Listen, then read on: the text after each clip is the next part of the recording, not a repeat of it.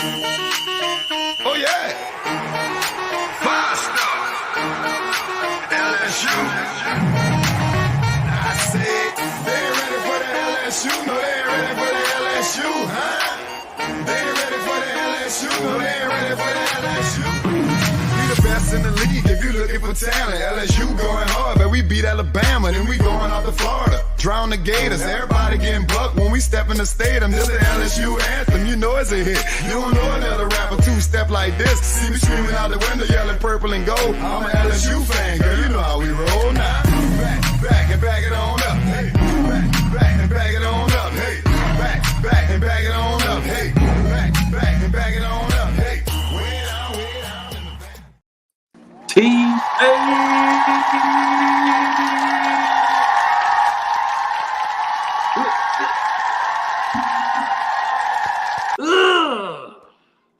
Zach, Let's go.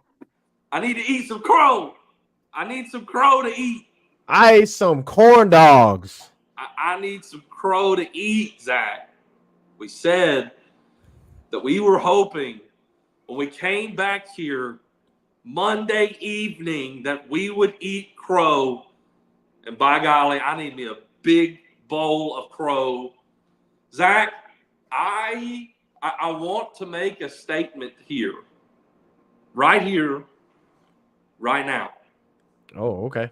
I will not. War is yours. I will not. My gut wanted to pick LSU, and I did not go with my gut. I wanted to pick LSU.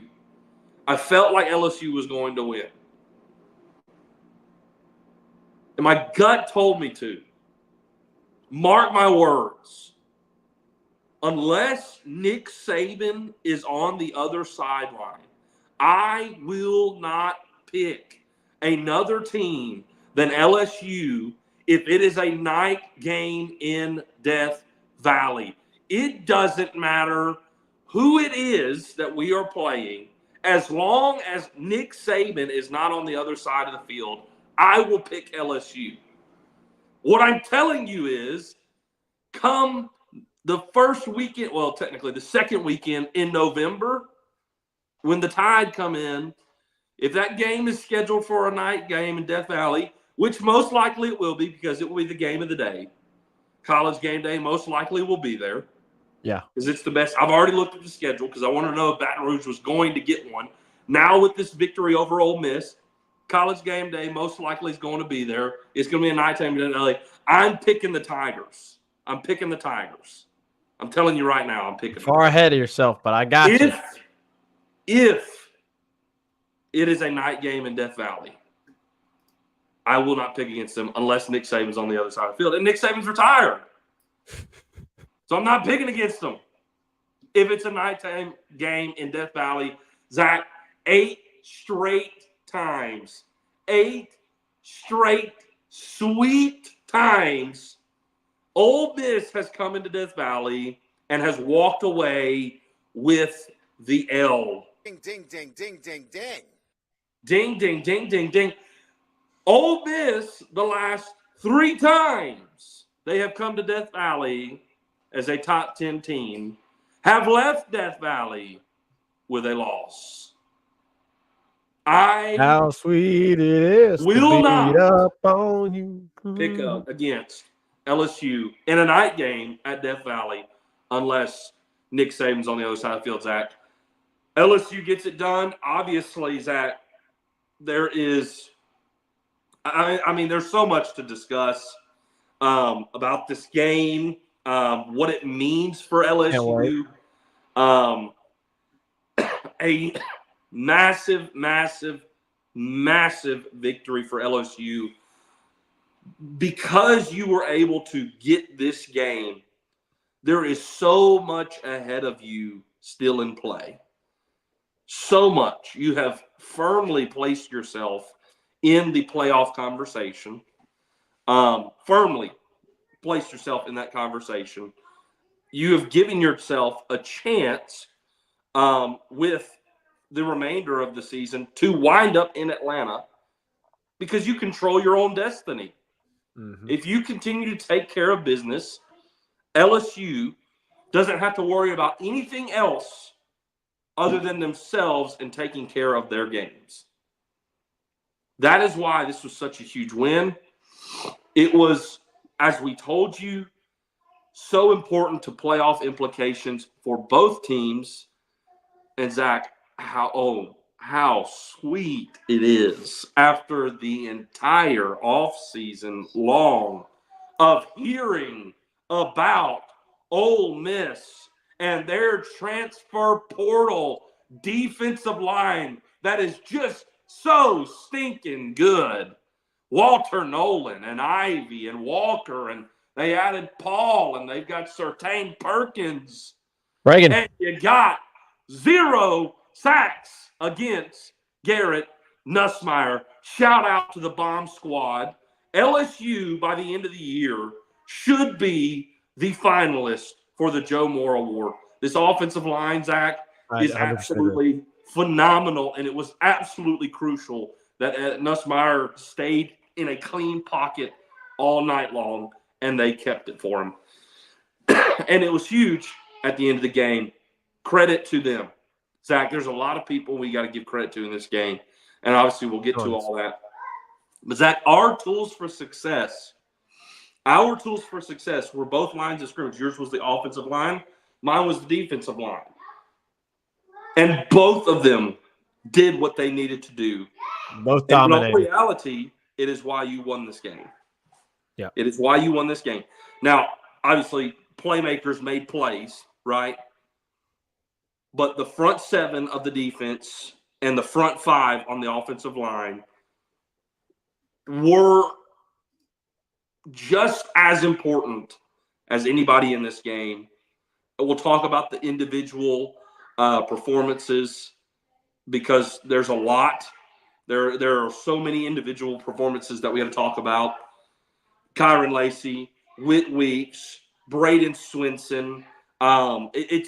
This game was full of heroes, and I'm thrilled. I'm thrilled, Zach, about all of the performances around. I mean, Zach, in what was one of Garrett Nussmeier's worst performances of the season, Garrett Nussmeier found a way to win. In what was one of his worst performances, efficiently, he still had more yardage than Jackson Dart and more touchdowns. And boy, oh boy, Zach, do we need to talk about this defense. We have got so much to talk about. The improvement of this defense, how this game played out. It's chock full, Zach. It had everything. It had everything. Special teams, turnovers, late game drives, overtime, defensive players stepping up. It had everything, Zach. It had everything. It had everything. Yeah. Absolutely everything. Yeah. It was a phenomenal game. And Zach, I'll tip the cap to Ole Miss. It seems like in recent history, every game is a great game. It is a phenomenal game. It's a fantastic rivalry. I hate their stinking guts, and I love beating them, but it's always a good game. And I always look forward to it. And it's so much better when you come out on the winning side. The revenge from last year's season is so sweet. It's so sweet. You and I were there in Oxford. Our friends left us to storm the field, and we're stuck there with our hands in our pockets, figuring out how in the world I'm going to get home and preach the next morning because they stormed the field. After LSU lost in what was one of the most miserable defensive performances in the history of the program, it was so sweet to watch this defense play on Saturday night. Was it perfect? No. Was it improved? You better stinking believe it. You better stinking believe it. Zach, this game had everything. It had absolutely everything. It lived up to the hype. It was everything everybody wanted it to be. Tiger Stadium was at its peak. It was fantastic. The new improvements to Tiger Stadium. The lights, fantastic. The lights. It was awesome, Zach. It was fantastic. And it's a shame it's a shame that we weren't able to go. I don't want to miss that game next time. It was awesome. It was just fantastic. Now, watching the game, it was as stressful as it gets. On this side of it, you're Reagan, thinking, you can ask my wife, mom and dad. oh, You can ask them. I literally could not eat. Could not eat. No. They had got me Chick-fil-A before the game. And when the game ended around 11:30 at night, I went to finally go eat my food, and somebody else had already eaten it because it sat there for so long. But it is what it is. It was worth it. It was worth it, right? Yeah, it was worth it. Zach, it was a fantastic game, and I was so glad the Tigers came out on top. I mean, it's easy to say this, but even if LSU would have lost, it was a fantastic game. Great. Yep. After games like this is when I say, how in the world do you not love college football? How in the world can someone not love it? It had everything, absolutely everything. Storylines, drama, revenge, everything. So, Zach, with that being said, introing this show, we need to get the details of the game because there's so much to cover. Zach, your thoughts on the game, what transpired, what was so important for LSU's success, and how did LSU come out on top? The reason LSU won this game, Reagan, and it's very easy. The reason LSU won this game is because every single time that they were put back into a corner, yep, and it felt like here's Ole Miss's opportunity to pull away and to take command of this game, to make it a 2-score game. To throw a haymaker. Yep. Every time Ole Miss backed LSU into the corner, LSU's defense threw a punch back and was able to get out of the corner. Yep. And throw Ole Miss back into the corner. Every single time. Yep. Every single time.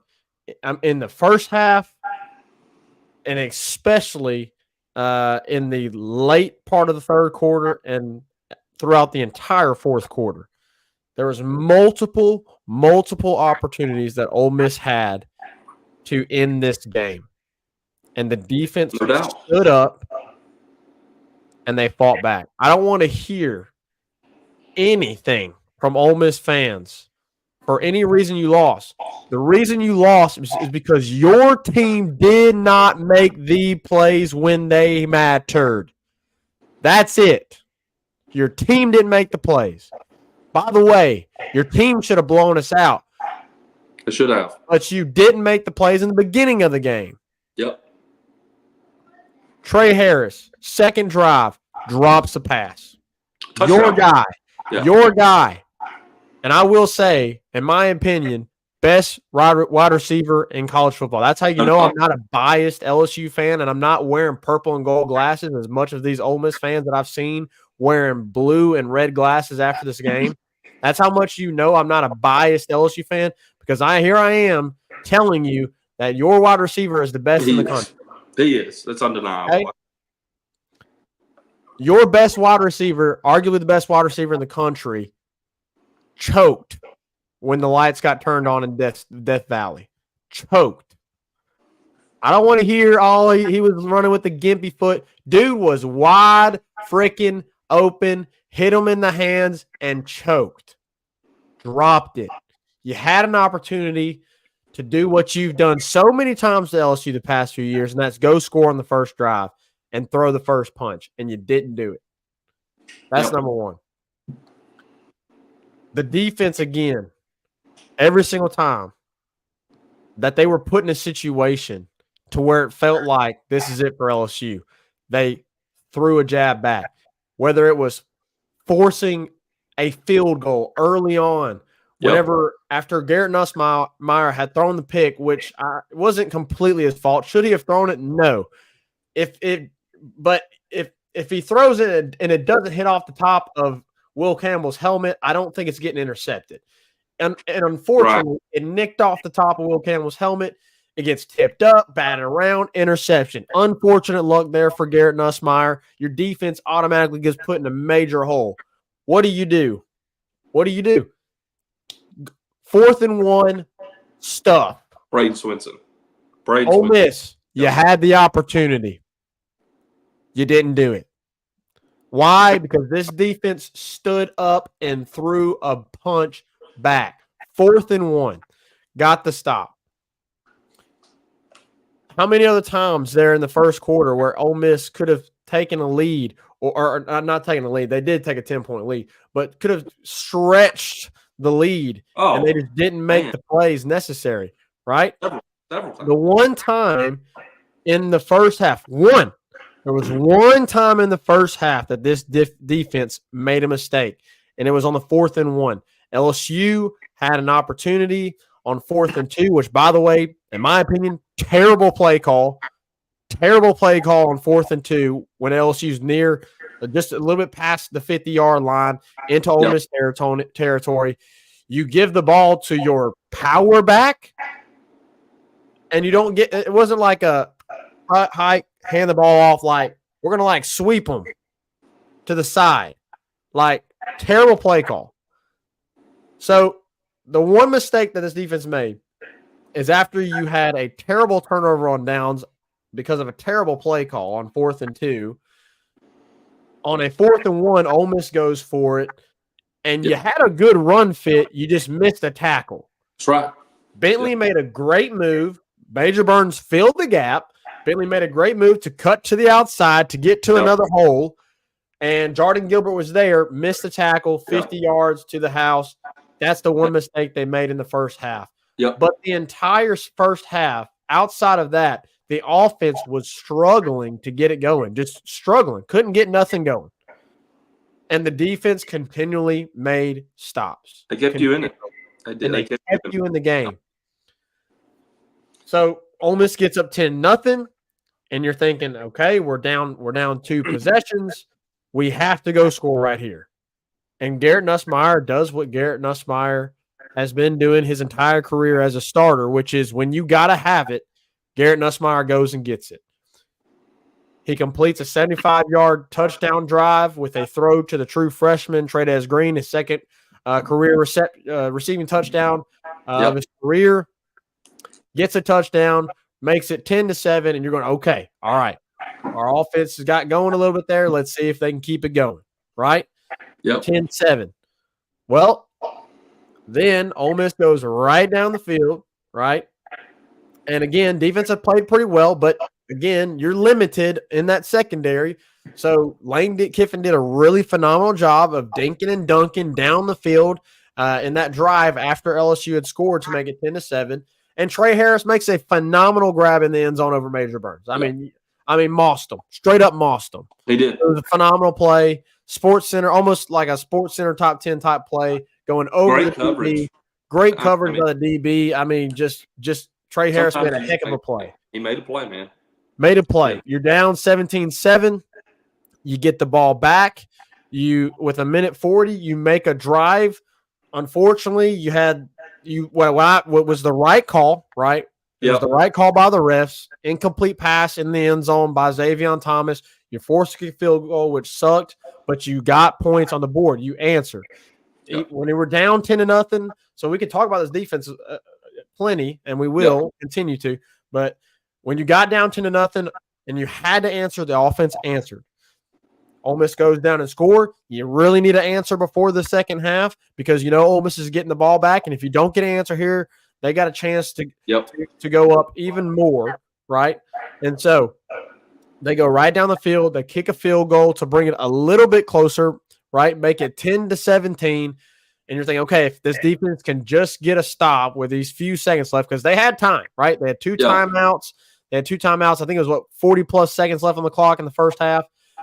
And what happens? Whit Weeks, who is obviously somebody we're going to talk about in this ballgame for forever, is able to strip the ball from Bentley, and true freshman Don McKinley recovers it, and you're able to get another field goal on the board. Yes. Was it disappointing that you weren't able to convert that into a touchdown? Yes. Was it disappointing that the last 2 drives that you had the ball in plus territory and with chances to score touchdowns that you had to kick field goals? Yes. But you kept it close. You kept it close. Your defense kept you in it, man. Your defense kept you, and you just knew eventually, okay, this offense is going to get going. Nussmeier had a little bit of bad luck on the interception and just was a little bit off, right? But you kind of just felt like he'll get it going. I had the confidence that he was going to get it going eventually. Yep. And second half. The unfortunate thing in the second half is you just weren't able to finish drives. You were able to get drives going and get down the field a lot better than you did in the first half. But in the second half, the only issue that you have was kind of reminiscent of what you had near the end of the first half, which was you just weren't able to finish off drives. And that's what happened in the third quarter. LSU just wasn't able to finish off drives, but our defense continually kept us in it. I think about, when it was 10-20 or 10-13, Reagan, LSU obviously kicked the field goal. Ole Miss kicked the field goal. You traded field goals there early in the third quarter, right? Well, it was 20-16 because we went to half 17-13. At some point, Ramos got a field goal. They got a field to make it 17-16. Yeah. They got a field goal, man, 20-16. Yeah. That's right. Sorry. And I think that happened in the third quarter. Correct. So you're down 4 points. Ole Miss is driving the field. You had already gotten a field goal. They had gotten a field goal. So it had been kind of a push there. And Ole Miss is driving the field late in the third quarter with a chance, again, to take a 2-possession lead heading into the fourth quarter, which is massive, right? Heading into the fourth quarter, a chance to take a 2-possession lead. And what happens? Dart chokes. Throws a ball into, what was it, like quadruple coverage? Like, half of LSU's defense was down there. I don't know what he was thinking. Like, he should have released it earlier, yes. But even then, like, I don't think it's getting there. Because, like, he underthrew it. He underthrew the ball. He underthrew it, but even then, I don't know if it's getting there, even if he leads him. Because, like, half of the LSU defense was in the end zone waiting on that pass. Like, there was, like, 5 guys that converged on that ball, and Zy Alexander comes up with a pick, right? Yeah. So, again, Ole Miss has a chance. They didn't make the plays. LSU did. LSU's defense made the plays to be able to keep LSU in the game. And even then, the next play, Garrett Nussmeier does the same thing. Even then, exactly. And that's what I was getting to. So then you're like, okay, sweet, we got to stop. Next play, Garrett Nussmeier throws a terrible interception. It was his worst throw of the night. It was his worst throw of the season. It was his worst throw of the season. Yes, I would agree with that. And so, again, Ole Miss, you have an opportunity, another chance to make it a 2-possession lead. In our territory. They started in our territory. Way in our territory. And what happens? You don't make the plays necessary. Shout out to Braden Swinson, by the way. Shout out Braden Swinson. Got a second sack on that drive. 3rd and 10, get a sack. Hey, bud. You going night-night? No. Yeah, it's your bedtime. You gotta go back to school. Love you, Zeke. Say go Tigers. Say go Tigers. Go Tigers. Let's go. I love you, buddy. Night-night. So, anyways, 2-possession. Potential for a 2-possession lead there. Again, late in the third quarter. And what happens? Your defense gets a stop because Braden Swinson was an absolute monster. Yep. Your Ole Miss's offensive line could not handle him the entire night. Nobody could handle him the entire night. I mean, what did he have? He had eight tackles, 2.5 sacks. I mean, this was absolutely phenomenal. Awesome. And so they're forced to kick another field goal. No, well, they punted there. They punted it there. They punted on that possession? They punted that one. We got the ball back, and we went 3 and out. And that's when Ole Miss goes and gets the field. So I'm missing a 3 and out there by LSU. Sorry, guys. It's all blur at this point. I mean, it was crazy. But anyways, LSU again gets another stop, is able to keep Ole Miss from stretching the lead and really making it extremely difficult on LSU. And then obviously we know what happened late in the game. You have an opportunity to go and tie the ball game and go to 23 to overtime. 16. Man. And it was perfect way of it. It was a perfect in it. Again, Ole Miss fans, you had the opportunities to win this game, and your team didn't make the plays. I'm sorry. Was there any flags thrown on 4th and 7? No. Was there any flags thrown on 4th and 5 when Nussmeier threw a dart through Aaron Anderson open because he wasn't open. He threw him open. Yeah.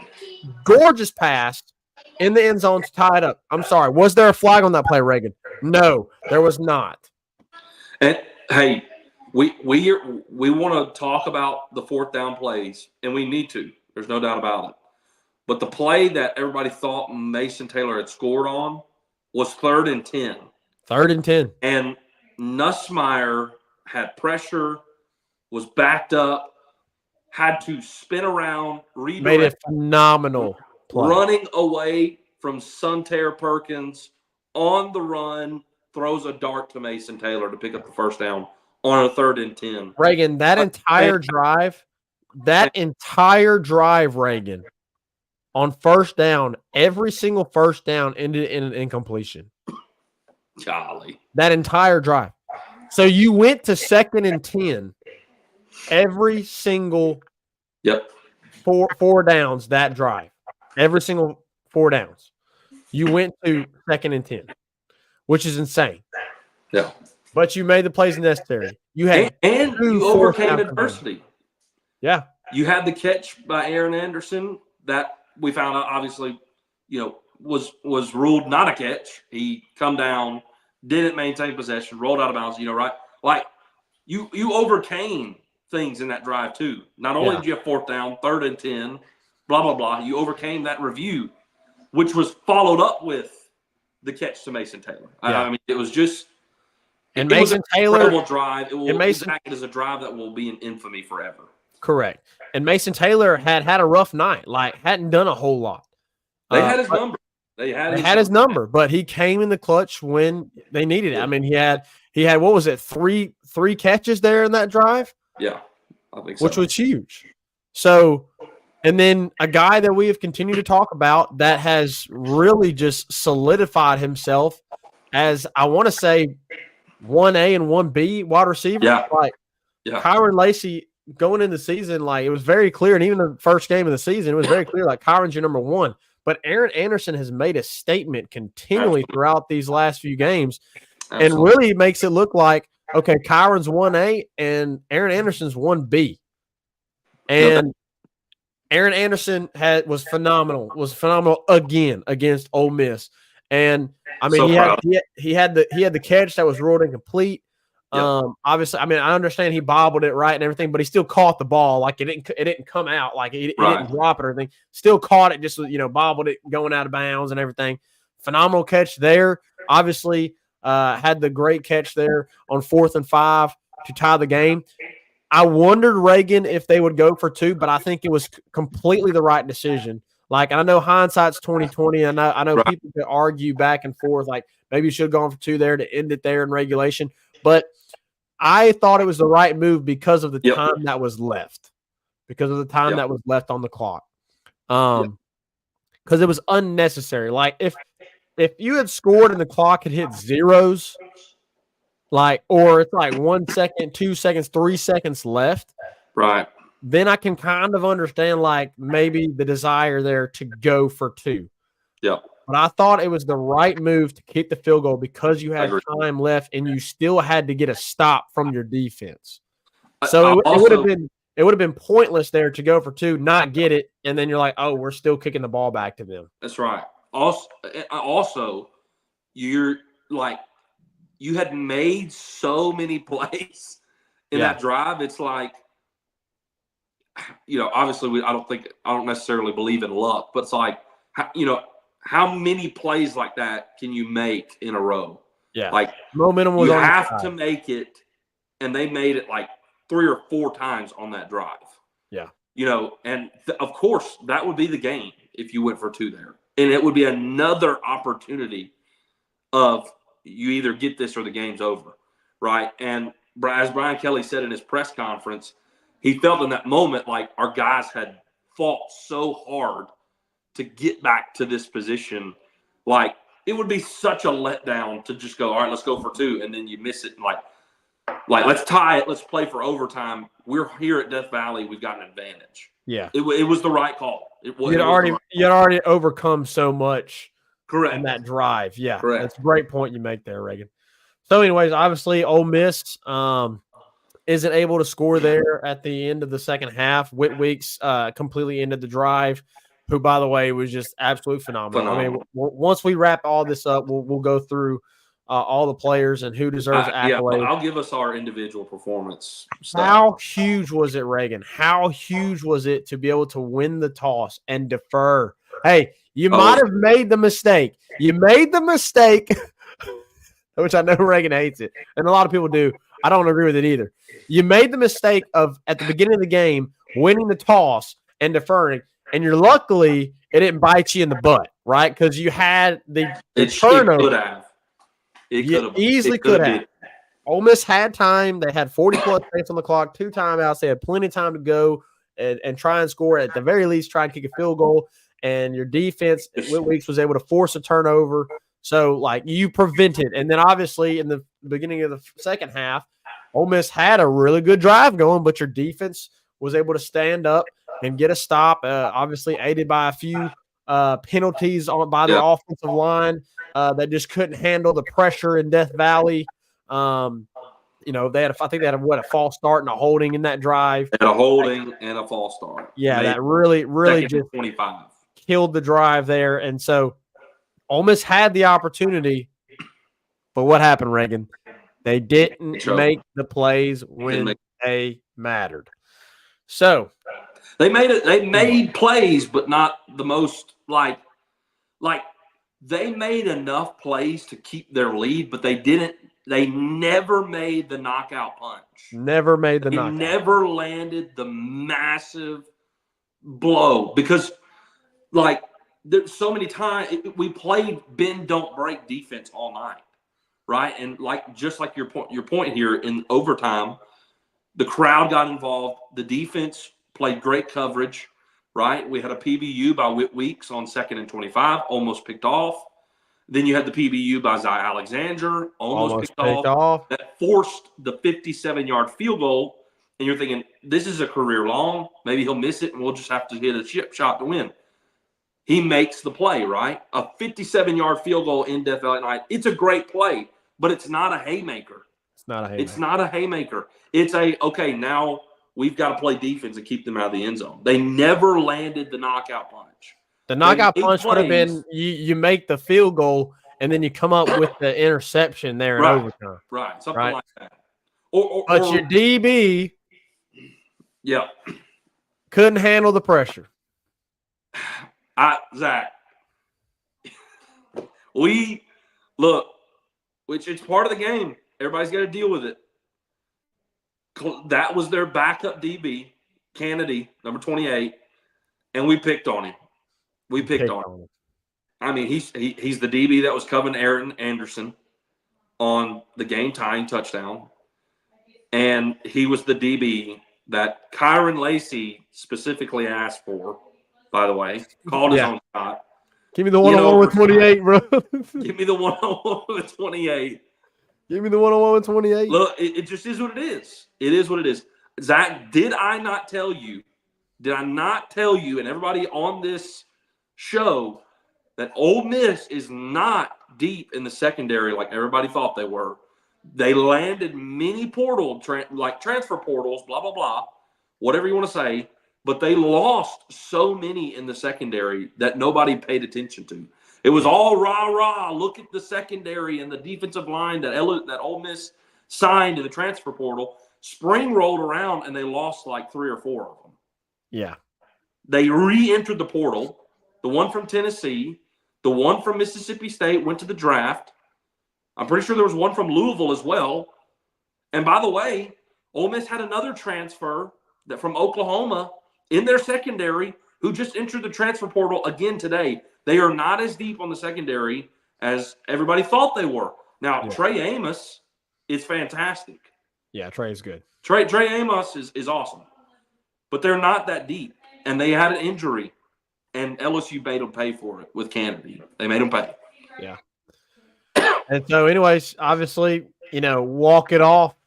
Touchdown there in the corner of the end zone. LSU wins it. Just Amazing. What a night. What a night. Back shoulder, perfect throw. Just to be awesome. So many times in the situation where you were like, this is it or we lose the game, right? To be there so many times, obviously with the 4th and 7, obviously with the 4th and 5. So, I mean, it was just phenomenal job by the coaching staff. I understand, 100% understand that, Joe Sloan did not coach his best game, right? Obviously, the first half, there was a lot of play calling that, me and you didn't agree with, that I know a lot of LSU fans didn't agree with. Just a lot of just not great coaching there in the first half by Joe Sloan, but we got to give him credit. He made the right calls in the second half and obviously in overtime there to be able to put his team in a position to win. And credit Blake Baker. Holy cow. What a turnaround. Whole defensive staff. I don't care that you gave up, 400-plus yards of offense. It don't matter. I don't care. LSU fans have to realize what this defense is, and it is a bend, don't break defense. And that's what they did. Last year, they tried to be a bend, don't break defense, and they broke a lot. They didn't have the players. They didn't have the players to do it. They did. And this year – or the coaching. This year, it's same thing. Bend, don't break defense. And there's been a few times you've broken, right? Think about the 67-yard touchdown run against Guggenheim and whatever his name is. You think about the 2 long touchdown runs that South Carolina had. You think about the 50-yarder that Bentley had this past Saturday night for Ole Miss. So they've broken a couple of times, but they have mostly been bent. They've given up a lot of yardage, but when they needed to make the plays necessary, they've made them. And they did that on Saturday night against Ole Miss. Huge win, Reagan, and we got to hand out some awards, Reagan. I mean, why don't you take this time to talk about some of the players that, just had phenomenal games for LSU. Of course. And you're absolutely right. The whole defensive staff deserves credit. Blake Baker, all of them. That was the best defensive performance of the year. Shout out to Mom. Love you too, Mom. Sierra, this is what happens when you play nobody teams for the first 5 games. That's true. Tiger Nation, let's go. And Zach, Sierra's actually, right. LSU had been in games like this before. They'd been in tough games. We were South in Carolina, USC, South Carolina, yes. And Ole Miss with the 2 games they've been in like that, they've lost with Kentucky and LSU. I told you, did I not say on this show they don't want a dog fight? They want to get the lead early and they want to cruise. They don't like a dog fight. Like they did against South Carolina. They lost again. Here's what I need to say. Number one, specifically on the defense, the 3 players that, I want to give credit to the whole defense because they were great. The secondary had the best game, Zach, in 2 years. In 2 years. But the 3 players that really, really stood out, number one, without question, the most obvious that was everywhere all night long was Whit Weeks. Yeah. Every stinking where. Everywhere. 18 tackles. That's crazy. 2 tackles for loss, a sack, a PBU, and a forced fumble. The dude was everywhere. And there's times on the stat sheet that don't show up on the stat sheet that he affected the play. Many times. He was fantastic. Fantastic. Braden Swinson, once again, Whit Weeks, by the way, Defensive Player of the Week, SEC Defensive Player of the Week, Defensive Lineman of the Week, SEC Defensive Lineman of the Week. Braden Swinson once again 8 tackles, 2 sacks on the game, and a forced fumble as well. Again, another forced fumble. Fantastic, just a fantastic performance. He is a problem for everybody. He wreaks havoc, and Zach, that was my key to success. Right, was the defensive line causing problems for Jackson Dart, helping the secondary out, keeping him on his toes. Zach, you sacked him 6 times. 6 times. Yeah, that's crazy. And you hit him a lot more. You hit him a lot more than 6 There was a sequence where he got hit 3 times in a row. It was what Harold Perkins did in 2022 to him all over again. There in Death Valley. In fact, there's the infamous picture of Harold Perkins in the number 40 jersey standing over Jackson Dart after he had sealed the deal. We have a picture of Whit Weeks after he sacked Jackson Dart in the 40 jersey standing over him when he ended the game, the time of regulation to send it to overtime. Yeah, that's great. It was what you needed to do to win this game defensively. Shout out to Whit. Shout out to Braden Swinson. And dadgummit, shout out to Zy Alexander, your highest PFF rated player on the defensive side of the ball. He was phenomenal in coverage. He was fantastic. He only allowed 27 yards the whole night. That's all he allowed was 27 yards. He was phenomenal. He was especially phenomenal. From one of our DBs. Crazy. Had 1 interception. Should have had 2 interceptions. Just so stinking proud of him, and proud of the defense as a whole. I mean, just those guys were fantastic, and it was the best defensive performance LSU's had in the last 2 seasons. It was awesome. Another shout out. I've already given them their shout out, but shout out to the offensive line, who a team that leads the country in sacks with 24, and this infamous transfer portal defensive line was no match. Was no match for the offensive line, the bomb squad. Yeah, there it is. I love it. That's right. It's almost an identical picture, Zach. It's almost an identical. Pretty awesome. The bomb squad allows 0 sacks. They keep Nussmeier clean. It was huge. It was huge. Shout out to Aaron Anderson, Kyron Lacey, and Garrett Nussmeier for making the plays at the end of the game that were so crucial. Oh, my gosh. And, Zach, here, those are all the flowers that need to be given out. Zach, here are 2 absolutely game-changing moments. If you go back and you look at these moments, you think this could not get any worse for LSU. And it turned out for the better, and it was with 2 of your best performers. When LSU was down 17-7 in the first half, and you were driving to eventually make it 10-17, Kyron Lacey goes up for a ball.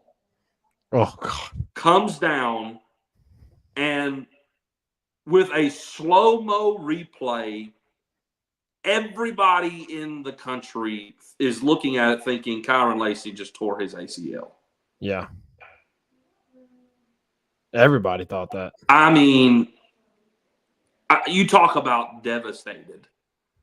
You talk about backbreaker. You talk about season-changing injury.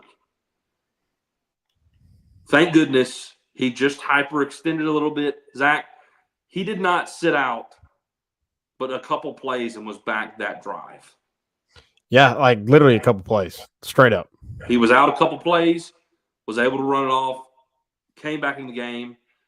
Think about how crucial that is, Zach. He caught the game-winning touchdown. Look at my old boss in here. Look at our old manager. Supalo. Hey, John up in here. Loved every second of it. Yeah. Down goes Ole Miss. Woo. From #1 Memphis fan. Hey, Love dropping in on y'all every now and then. Great job. Appreciate you, John. We love you, man. Hey, we also love cheering for Memphis. We love cheering for Memphis. Absolutely. Go Tigers I'm on always both. rooting Tigers, yeah, of course. Blue it's and Tigers purple. Tigers. Yes. Absolutely. But that was a moment when you're like, crap, this is over. And this just totally changed our season. He comes back out. Obviously, he has the game. He has 111 yards receiving and the game-winning touchdown. Zach, the other absolutely crucial moment on the MVP of the night, what looks like a ejection for Whit Weeks for the targeting rule that must be changed. It must be changed. Thank goodness the referees got this call right. We think, Zach, you're looking at it thinking, okay, we're about to have to play the rest of this game without Whit Weeks. Zach, if you play the rest of this game without Whit Weeks, you don't win. You don't win the game. No. You do not win the game if Whit Weeks is not in there, Zach. And this was in the first half. It was the first half. If Whit Weeks gets ejected there, you don't win the game, man. You don't. Thank goodness the referees have done a better job of determining a player's intention this year when they've reviewed these targeting calls. It has not been as egregious this year. And Whit Weeks was going for a tackle, was already in the tackling motion before Jackson Dart decided to slide. Then Jackson Dart slides. The contact with the helmet is made, right? Looks like targeting. Thankfully, the intention there is understood by the referees. If Jackson Dart does not slide, his head at worst hits him in the chest. At the worst. Most likely, his helmet is on his torso. Yeah. But with a slide, it hits his helmet. So thank goodness the referees took that into consideration, and they did not remove one of the best players on your defense, if not the best player on your defense, and totally destroy your game. Thank you. Yes. I mean, does it not get more identical, Zach? It's like deja vu. That's perfect. Sorry. I'm sorry if I seemed distracted there while you were talking, but I had to do it. It's straight up deja vu, bro. It is. It is. I mean, is that not phenomenal? We might can just stay here for a little while. You can just leave it there. Just leave it there. That's appropriate. But that what looked like a game-ending play for Whit Weeks early in the game. Thank goodness, correctly is called as a no targeting. He was not. Ole Miss fans were not happy about. You can find every excuse you want to find about this or that. The reality is Ole Miss could have beaten LSU by a lot. I will say this, Zach. I will say this. LSU should not have won that game. But Ole Miss was not able to pull it off. Ole Miss was not able to make the plays they should have made early in the game, late in the game, to put LSU away, and LSU responded when they needed to. So you can make all the excuses you want, but no referee determined the play on 4th and 7, the play on 3rd and 10, the play on 4th and 5. Facts. Referee has no determination on that. Your team has to go out and execute and stop LSU, and they didn't. So your coach also could have taken the 3 points when it was 4th and 1 early in the game. Instead, he decided to go for it, and you got stuffed. That 3 points would have, put you ahead to where we wouldn't have been tying the game.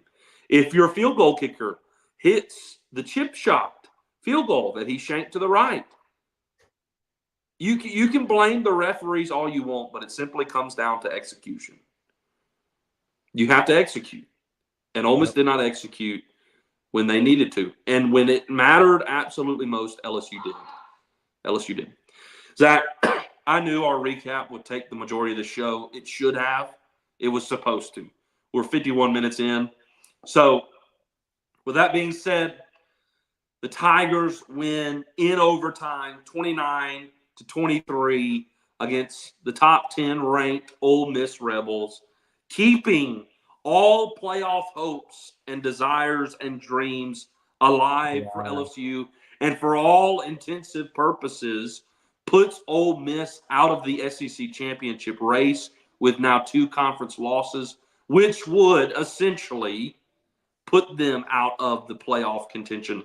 They do not control their own destiny. There would have to be a lot to unfold for Ole Miss to now get into the playoffs and find their way in somehow. For LSU, though, they control their own destiny. If you win games, you're in. It was a massive victory. So shout out to all the guys who made this happen. It was a fantastic game. Fantastic. So, Zach, with that being said, let's hit a quick break.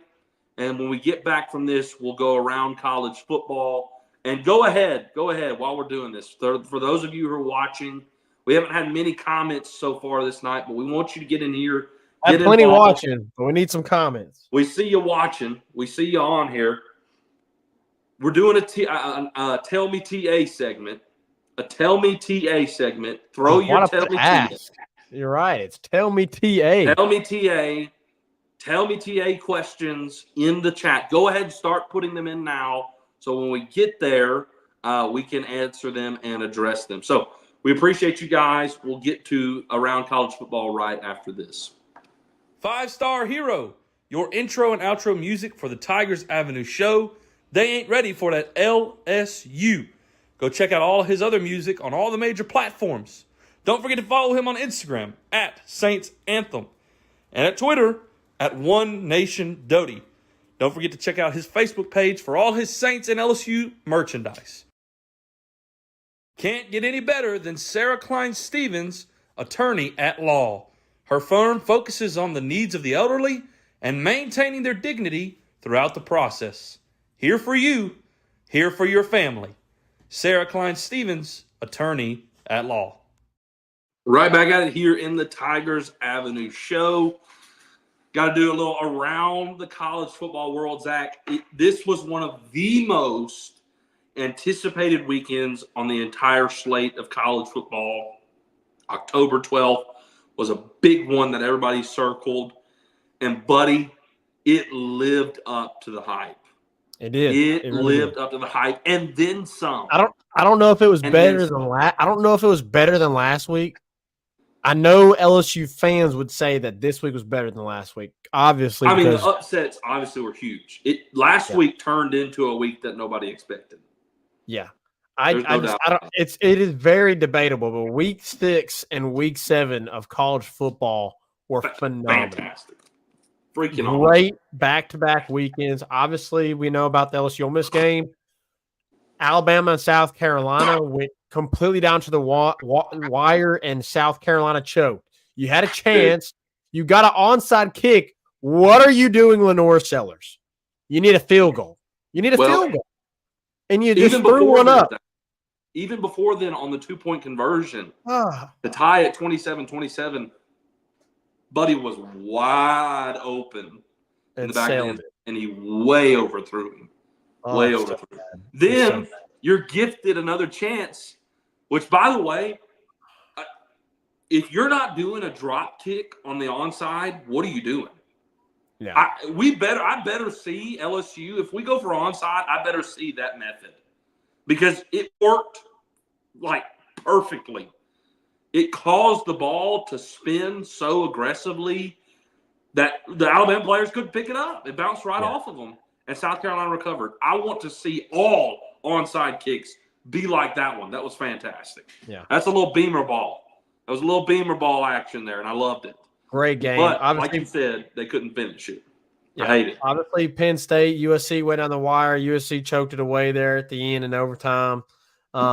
I'm pretty sure, didn't USC have a lead the entire game until – I'm pretty positive USC had a lead the entire game until – They did. For the most of the game, they did. Yeah. Yeah, until Penn State won it there at the end. Disappointing because obviously you want USC to keep winning, but at this point it really doesn't matter. So that was a big game. Mississippi State kept it close with Georgia. They did. And how about Kirby Smart? Yeah, I think people are making that. I mean, you can. They're like, suspend the guy. You can tell me your opinion on it. Personally, I think people are making more of it than really they should. It is. I think he was upset and frustrated and was just focused on trying to address something with the referee, and in the moment, like just ran into him accidentally. Just ran into him and pushed now him he definitely like there was some get out of my way. Right. I don't think he realized who it was. He may not even realized who it was. I don't think he did. I think it was totally like, and he's come back and he's said things about it, and I think people are making more of that than really there is. Anyways. Florida continues to suck.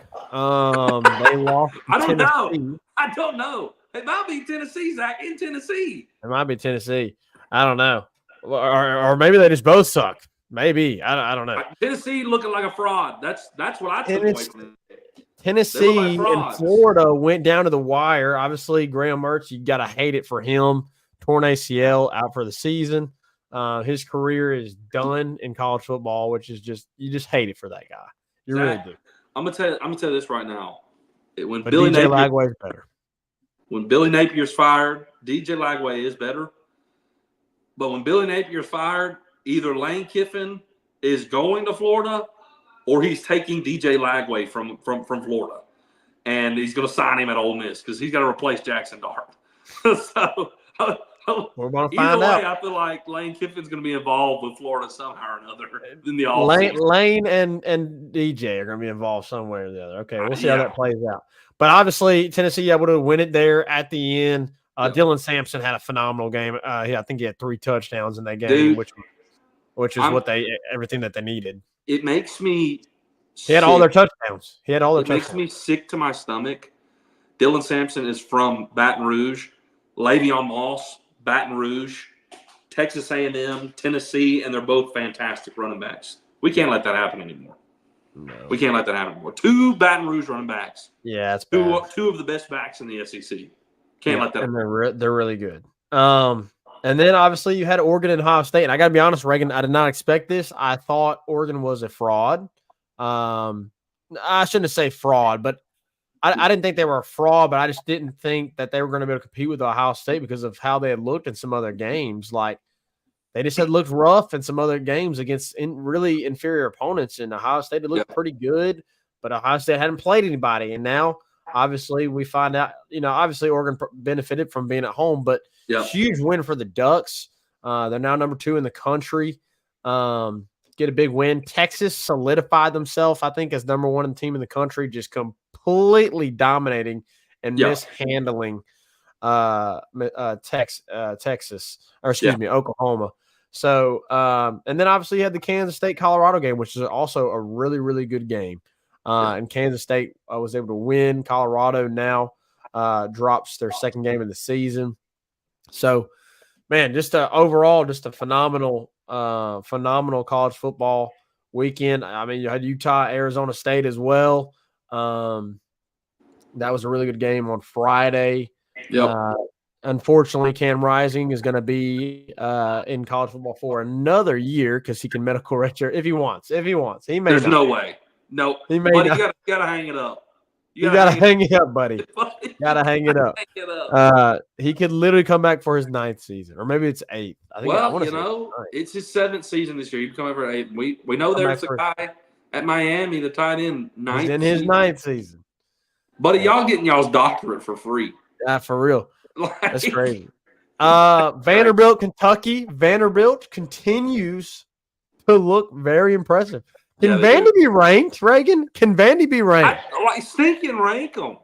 Rank them. They're 4-2.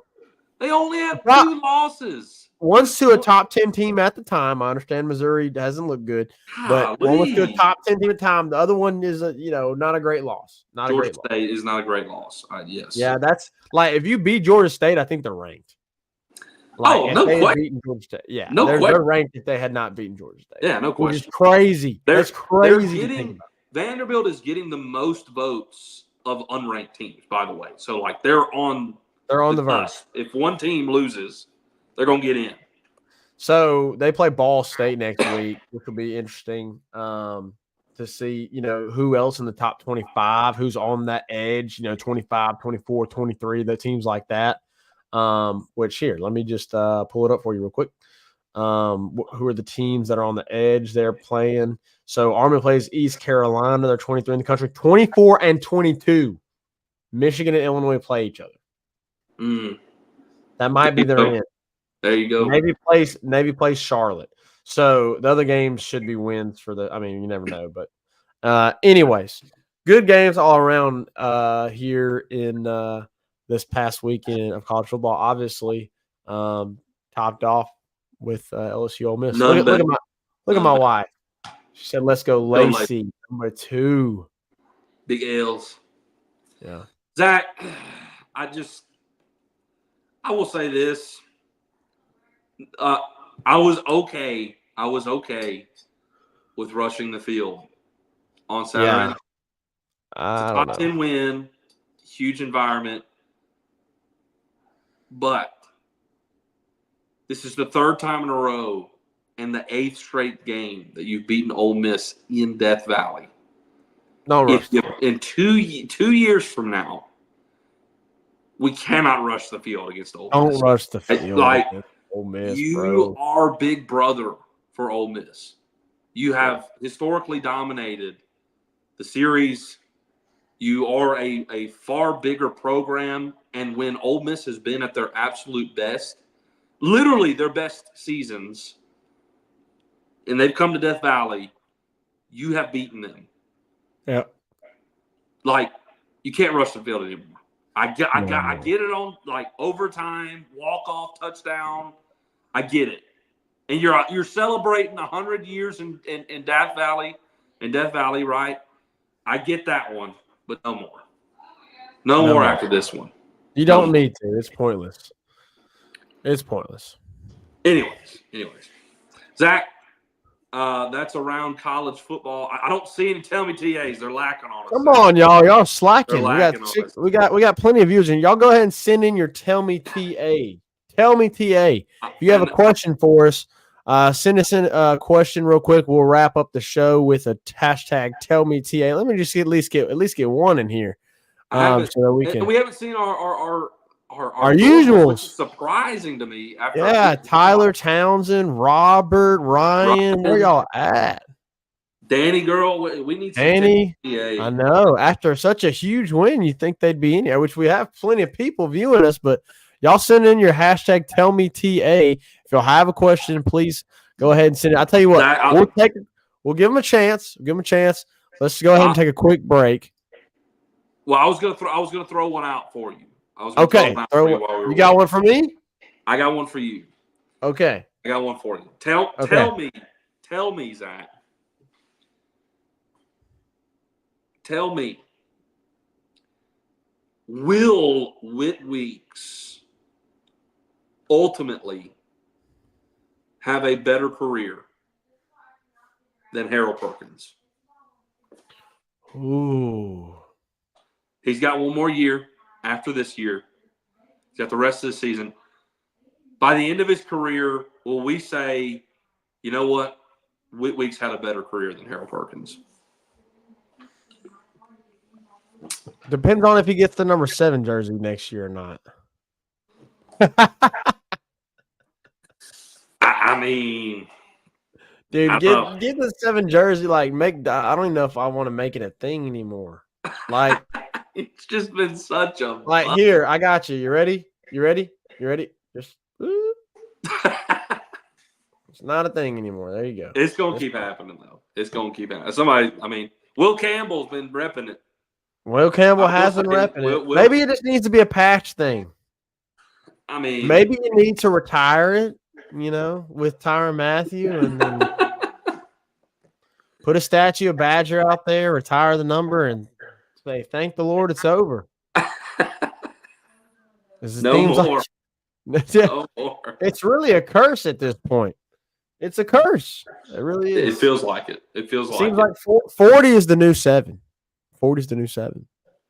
Just wear. No, okay. You want an honest opinion? His career. Zach, he's got the rest of this season and another season. I'm going to say yes. I'm there with you. Yes. I think I'm there so. with you. I don't think that's Harold Perkins' fault, though. By the way, No. I think that is a result of last year not placing him in the right position, and then obviously this year with the injury. Yeah. So you have this year being the injury. Last year you had a terrible defense. Last year you did not scheme him properly. Matt House did a terrible job of scheming him properly. So I think yes, because you have a better DC now. So he is scheming him properly all throughout his second season. Harold Perkins was being not schemed well in his second season, and you're going to have another season where Witt is going to be schemed, I think, really well by Blake Baker, whereas Harold Perkins suffered a season-ending injury. Let's hope and pray that doesn't have to happen to Witt Weeks next season. Honestly, Witt Weeks, I mean, Harold Perkins, I think, is just a true pass rusher, and that's his best. Yeah. That's what he does best. Witt Weeks. He's a phenomenal spy as well. I mean, phenomenal. Yeah, played him as a spy, absolutely. He doesn't just have to rush the quarterback. He can spy the quarterback, chase him down the sideline. And that's right. Yeah. That's it. That's what he's good at, playing in space, letting him get after the quarterback. Witt Weeks is a dang good off-ball linebacker. Yeah. He's really good at it. He's really good. And he can pass rush. Did y'all see what happened to Henry Parrish? Y'all saw what happened to Henry Parrish? Yeah, got clapped. Witt Weeks, it was no match. I mean, Henry Parrish, no match for Witt Weeks. Hit the weight room, buddy. We got to hit the weight room because that was the bull rush of all bull rushes. Golly. Yeah, that was pretty embarrassing. Anyways, all right, Zach.